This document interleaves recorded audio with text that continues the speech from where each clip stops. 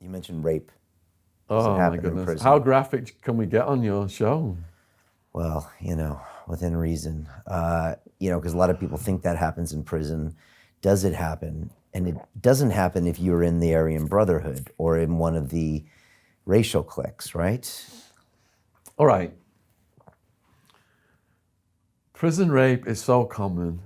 They enacted a law, PREA, Prison Rape Elimination Act, to force the prisons to give the prisoners a rape class to get taught how not to get raped. And it is a complete waste of time. It's just a box ticking exercise so that the admin can say, hey, they're still raping each other, but, we did our PREA class. Now, in the PREA class, you watch some predators in the day room, and the young people coming in are hungry. And if they take food, they're in debt that they can't repay, so they've got them. So then they say, look, you're in debt, pay us this debt, or you're going to get stabbed. I got no money to pay the debt. All right, well, you need to go in that cell over there and do whatever that guy says, or else you're going to get stabbed. And the people who go and do that then, that sexual act, that's called becoming a prison punk or getting turned out. And there's no coming back from that. There's no coming back from that. And the conclusion of the rape class was to report rape. If you report anything, you're a snitch. So a young mentally ill prisoner was gang raped and nobody reported a single thing. Now, my 9.5-year sentence was nothing compared to some of the prisoners I'd met, and they told me stories from the decades before I was in the Arizona prison system. I think there was a 60 Minutes documentary saying that Arizona prisons were the most dangerous parts of real estate in the whole country right now. People getting killed and raped. And the most gruesome story I was told come from a 6.5-foot trans prisoner called Xena. I'll say she because it's disrespectful to call the trans prisoners he. So when Xena first came in, she clicked up with the AB. She was big, weightlifting, blood in, blood out, and debt collecting for the AB. What does blood in, blood out mean? Well, you can't, if you're in the gang, that's it. If you want to leave, your blood's going to get spilled, you're going to die. So they use people up and they brutalize them. And in Xena's case, we were writing a blog to raise awareness of prison rape. So I said, what happened? The first time was a gang rape. They beat me up, raped me, beat me unconscious, raped me while I was unconscious, and shoved things inside my body. I said, how do you know if you were unconscious that they raped you? When I went to the toilet after, I could tell by what came out. I said, well, what did they shove inside your body? A broomstick. I said, well, what did you do after? I went into my cell and just prayed that the scars would go away.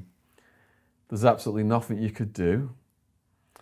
You can't go to the guards or you'll be a snitch, or they'll put you in a dungeon for years and say it's for your own protection. You can do, the victim is labeled a rat, a punk, and considered less than human. You can do absolutely nothing. You can't get someone prosecuted for this. That's absurd. So she just went off into her cell and got moved to another yard where the same thing happened. She said, they beat me up, they used me as a sex toy, a prostitute, a punk. There's no recourse, no one to talk to. You can't do anything. I said, does it mostly happen to young people? Yes, it does, but it can happen to anyone. Big bad dudes, skinny, even the ugliest people in the world. People who come to prison who aren't street smart, who don't understand the mentality of ghetto life, it happens to them the most. I said, well, how did you stop it? I took the abuse for as long as I could and I started fighting. I won most of the fights. When I stood up and told them I didn't care about getting killed, it stopped. You've got to be ruthless. You've got to be ruthless. Now that is understatement. Zena hadn't told me the truth as to what had happened because she didn't want to risk getting in trouble with what she'd done. Zena was studying anatomy and she came up with an idea. The next 2 times the gang came to rape Zena, the first member of the gang to put his hand on Zena plucked his eyeball out so it was dangling from the optic nerve. Now, I didn't even think that was possible at the time. I was just in shock thinking, bloody hell, is she making this up? I had a workout partner in prison called Iron Man. He told me to join a dojo when I got out, did karate since I got out. And in karate, they teach it to us. It's called bird beak strike, where you just, bam, just go in and pluck the eyeball out. Now, when the eyeball is dangling out like that on the optic nerve, it doesn't just go back in and behave normally either. The fluid cushioning the brain can come out from the hollow and you can die. The eye might be pointing in the wrong direction, or you could go blind. All kinds of damage can happen.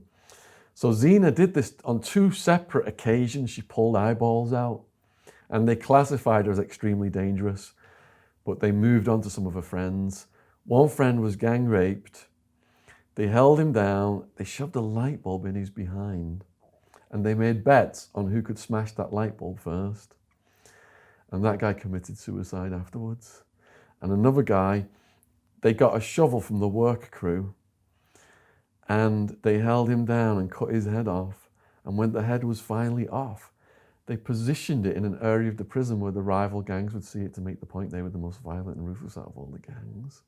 And hearing this stuff from Zena, man, it made me, I feel like I had a guardian angel. I was just blessed to get through it so unscathed.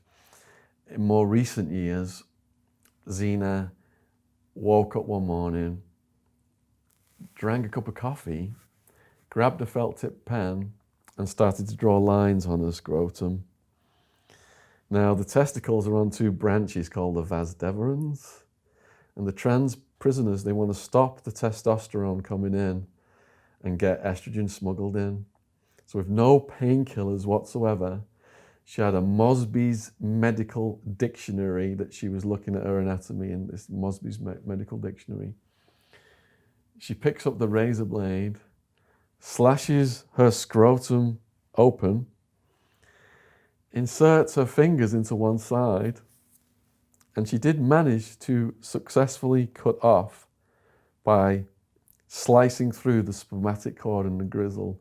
She managed to slice off this testicle. I've got like 10 pages of detail on this in my book, Prison Time. Now, the other testicle must have known what was coming because it retracted inside her body. So she's now got her hand up in her guts looking for this other testicle.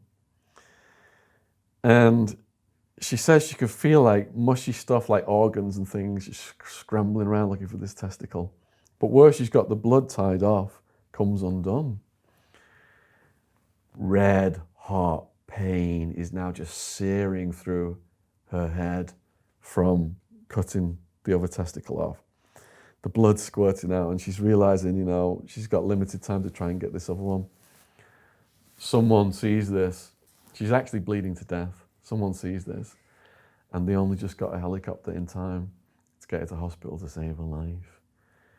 And the prisoners I met, and that's just one of them, T-Bone, 2 Tonys, they'd done decades, and the stories they told me just absolutely blew my mind. And that's why to this day, that's what made my YouTube channel blow up, was posting the stories of these guys on it. Yeah. Wow, super heavy stuff.